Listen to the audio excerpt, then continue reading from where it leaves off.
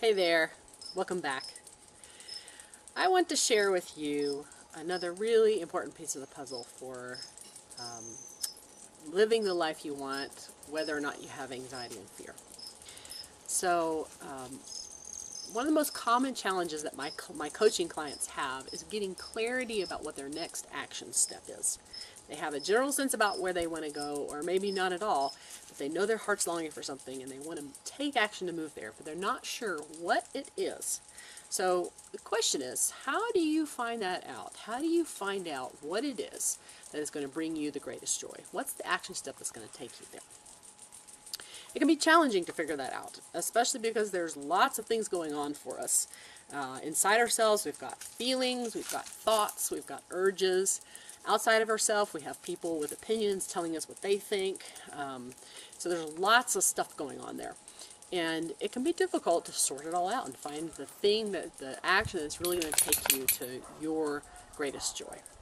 So what most people do is they are following what I call your neural net. And your neural net is just that part of you that's been programmed by your past experiences. It's actually a really important part of you. It's the part of you that knows that you shouldn't touch a hot oven because maybe you accidentally did it when you were 3. It's that part of you that learned how to drive and lets you drive without having to think about the 25 billion things you have to do right to drive safely. It's that part of you that helps you walk and chew gum at the same time. So it's a really important part of you. But we get into trouble when we let our neural net run the show.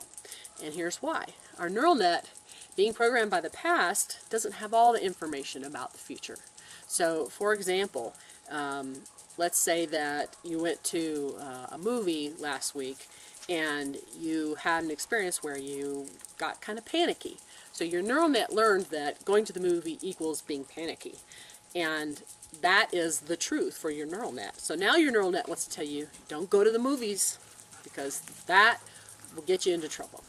So your neural net doesn't know the whole truth about you, which is that it's possible to have different kinds of experiences at the movie. So just to be clear, your neural net is not the bad guy. It's a really important part of you, but you don't really want it running your show. So what do you want to run your show? Well, what I have found for myself and my clients is that if you let your spiritual self run your show, that will take you to your greatest aliveness, your greatest joy.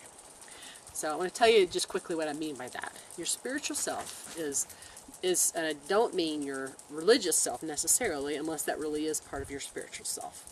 Your spiritual self is that part of you that knows the truth about who you really are, that knows that you are timeless, that knows that you are full of possibility and potential, that knows that you are a living slice of the divine right here on this planet. That's your spiritual self. You follow that, and it takes you to awesome places. So I want to share with you the first step in letting your spiritual self run your show. The first step is really just getting really good and connected to it. For a lot of folks, especially those of us who experience a lot of anxiety and fear, it's easy to get the sense that you're disconnected from that part of you, and because your neural net can be so loud, your fear and anxiety can be so loud. So I want to give you a very practical technique for getting really consciously connected to your spiritual self. There's lots of ways that you can do this, and I share them in my book, my guide, How to Stop Anxiety and Fear from Stopping You. I'm going to share one with you here on this video. So what the technique I want to tell you about is you get connected with a time, either in your present or in your past, when you know your spiritual self is running the show. And to kind of help you get a sense of what that might look like, I'll just give you an example from my life. So a time in my life when my spiritual self was absolutely 100% running the show was when I decided to become a hang gliding bum instructor. And I did that for a while, and it rocked. And what it felt like for me was incredible joy, aliveness, excitement, adventure, a sense of really being and doing what I was meant to be and do on this planet. And just to be clear, it doesn't mean that I never felt anxiety and fear, because I certainly did, learning how to hang glide. But the kind of the fundamental experience was one of aliveness and joy and kind of click, that rightness. So That's the sense of your spiritual self. So I want to invite you to do this exercise with me. So I invite you to take a second to close your eyes and to just take a deep breath and let your body relax and just be what it is. And then I want to invite you to remember a time in your life when you know your spiritual self was running the show. It could be something that you do now, like maybe running or baking or maybe talking to a certain person, or your equivalent of hang gliding, whatever that is. It could be from the past. It could be that you were a dancer when you were 15, and in dance class your spiritual self was just like, yeah baby, whatever it is for you. So I just want to take a second to give you a minute to find that place in your memory where you were centered in your spiritual self.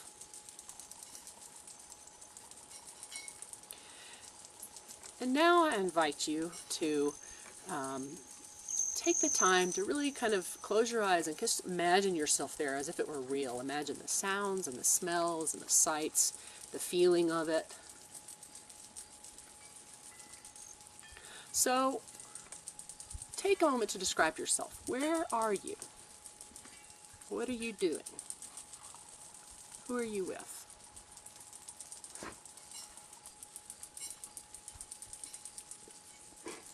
What does your body feel like? Take a second to scan your body and see what's there. What are the sensations there?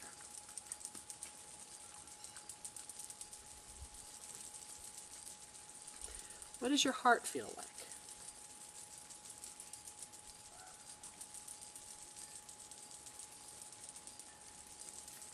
What are you thinking? So now taking all of this together, all of these pieces together, what's the essence of this place for you? And it might be in the form of a word or a sentence or a feeling or an image or sound, whatever works for you. What's the essence of this place for you? And now I want to invite you to, whilst keeping your body and your heart in this place, to slowly open your eyes and rejoin me here, reconnecting to this present moment.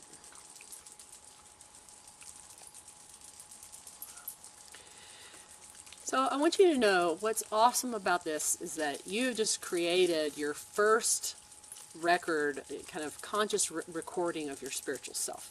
And this is a place that you can bookmark. Whatever the specific sights or sounds or sensations or feelings that really kind of had pop for you in that memory, those are your bookmarks. That's what you use to return to this place and really get deep inside of it. And then once you're deep inside of it, this is a really great place from which to make decisions. This is a really great place from which to get clear about what your next step is for your life, for your journey. So I hope this has been helpful for you. This is just one of many ways that you can connect with your spiritual self, and different ways work better for different people. So what I'd encourage you to do is try this out a couple times with yourself and see what else comes up for you. Maybe a couple other memories, maybe something stronger will come up for you. And use that as your kind of your guiding place to go to when it's time to make decisions about what comes next for you. So thank you for spending this time with me. If you have any questions, I'd be happy to answer them. You can click on the contact link at the top of the page, and I would be happy to answer your questions. I also have a ton more information about letting your spiritual self run the show in the guide I wrote, How to Stop Anxiety and Fear from Stopping You. So if you would like to know more about this, that guide is a great place to look for more information. What I wish most of all from you is that you get to live the life that you are longing to live. You get to live the life that your heart is longing for. And I'm here to tell you, as somebody who has experienced a lot of anxiety and fear in my life, that this method, coupled up with the methods of meeting yourself in love that I talked about in the other video, this allows you to take steps, to take action, and get to have the life that your heart is longing for. So I wish that for you, that you get to have the life that your heart is longing for. Thank you very much for spending this time with me, and I look forward to talking with you soon. Take care.